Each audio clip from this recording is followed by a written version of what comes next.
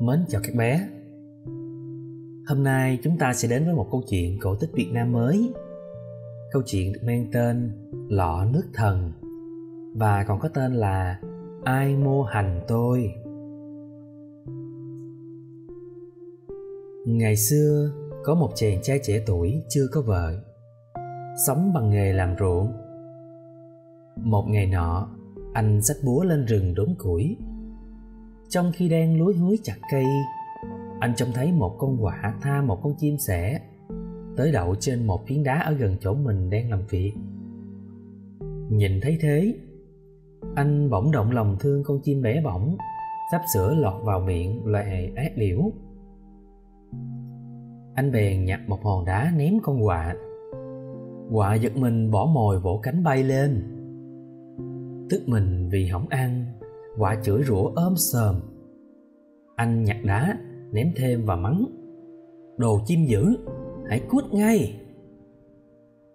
Quạ hậm hực bay đi, miệng còn đe dọa sẽ báo thù.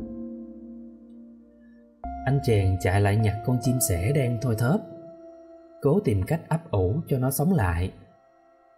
Quả nhiên, chỉ chừng dập bã trầu, con chim sẻ đã hồi tỉnh và bay được. Nó cảm ơn anh và bảo anh ngồi chờ để nó đưa biếu một vật. Một lát sau, con chim đã bay trở lại, miệng ngậm một cái lọ bé, đặt xuống bên cạnh và nói: "Đây là lọ nước thần, có phép làm cho người già thì trẻ lại, vật nhỏ thì lớn thêm. Trần gian không ai có." Nói rồi, nó vỗ cánh bay đi. Anh ngồi tần ngần, mở nút ra xem thì thấy đầy một lọ nước, có mùi thơm ngào ngạt. Anh nghĩ bụng, những thứ này chỉ để cho các bà quen làm đỡm, có đâu để hẹn chúng ta dùng. Rồi anh lại nút lọ lại cẩn thận.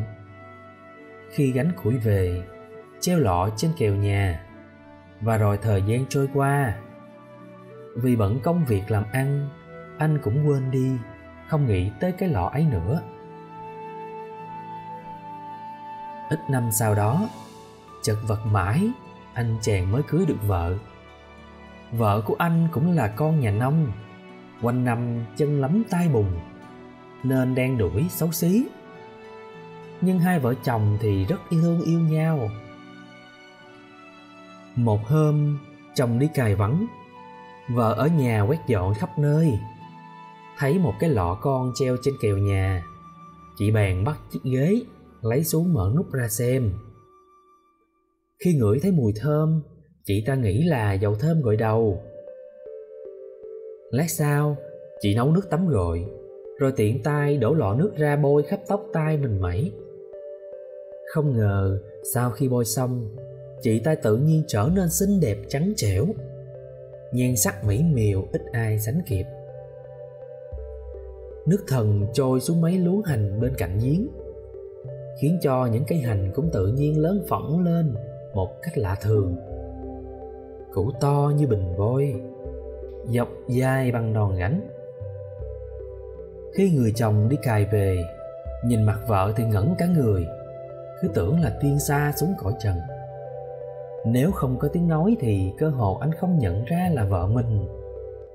Nghe vợ nhắc đến lọ nước thơm, anh mới sực nhớ tới chuyện báo đền của con chim sẻ hồi 3 năm về trước. Nói mừng biết lấy chi cân, anh ngắm vợ mãi không chán mắt, rồi mới kể lại câu chuyện cũ cho vợ nghe. Từ đấy, anh quấn quýt lấy vợ không rời. Công việc đồng áng vì thế cũng 10 phần bê trễ. Nhưng cứ ở nhà mãi thì đói mất, nên anh đành phải đi làm. Để khỏi nhớ vợ, anh thuê thợ vẽ hình vợ. Mỗi khi ra đồng làm việc, anh lại treo bức tranh ở bờ ruộng để nhìn cho thỏa. Một hôm, anh đang cày ruộng, bức tranh được treo lên một cái cọc cắm ở bên bờ. Vừa cài được 10 luống, tự nhiên con quạ năm xưa ở đâu xà xuống, quắp lấy bức tranh mang đi. Anh chàng ở bên bờ thấy vậy bèn hò hét đuổi theo nhưng không kịp nữa. Quạ đã cắt cánh bay cao và xa đi rất xa, chỉ một loáng đã mất hút. Báo thù việc anh ném đá giành mồi của nó năm xưa, Quạ mang bức tranh vào đến tận kinh đô, thả xuống ở sân rồng. Bọn lính thị vệ thấy sự lạ lùng bèn nhặt lên đem trình vua. Cầm lấy bức truyền thần, vua ngắm nghía mãi không chán mắt, bụng mới bảo dạ: trong 3 cung 6 viện của ta đã có nhiều người đẹp, nhưng chưa có người nào mà đẹp bằng người đàn bà ở trong tranh này. Hẳn là trời sai con quạ đến mắt cho ta đây.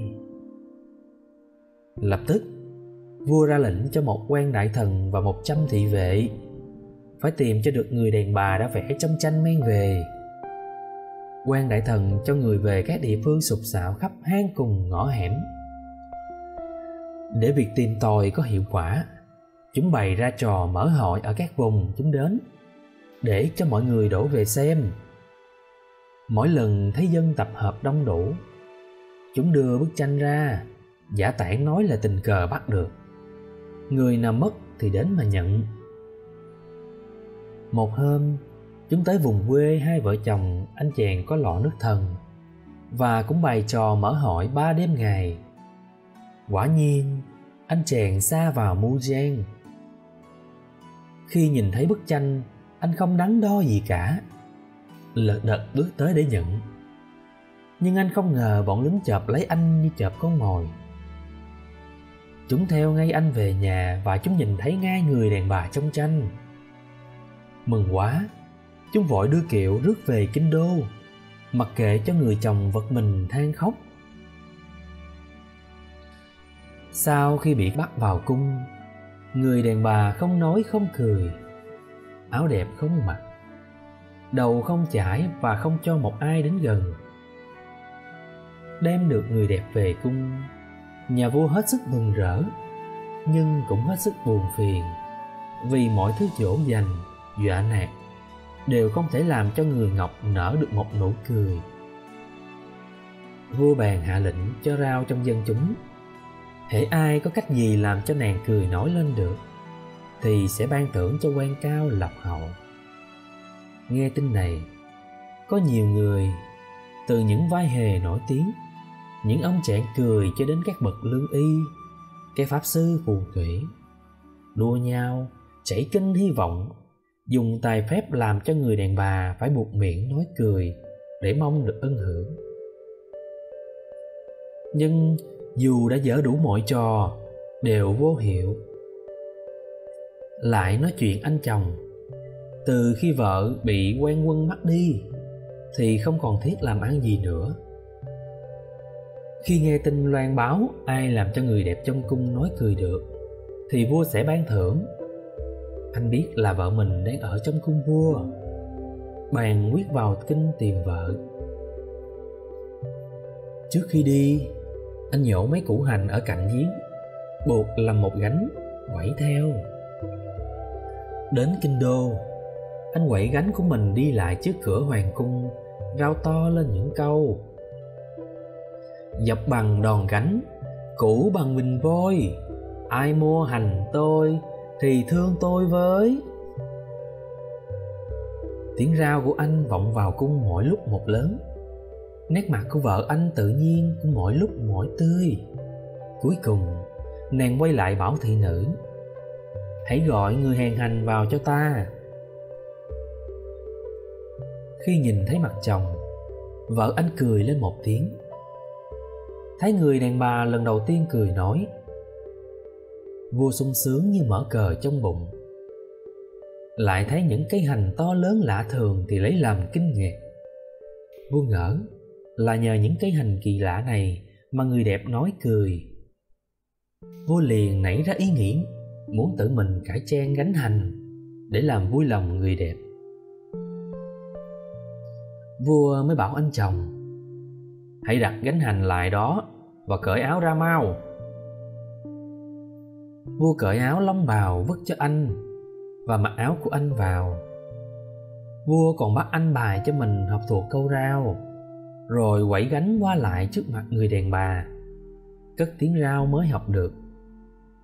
Thấy vậy, vợ anh hèn hành cười ngặt nghẽo. Vua thích thú lại càng làm già. Thế nhưng đột nhiên, người đàn bà bảo thị nữ thả đàn chó ra. Cho thấy vua ngỡ là người lạ, liền nhảy sổ tới, cắn đuổi đi. Người đàn bà vội bảo chồng: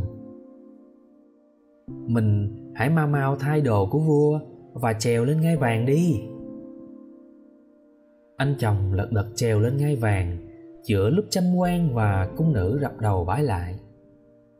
Từ đó anh làm vua và ở với vợ đến trọn đời. Câu chuyện của chúng ta đến đây là hết rồi.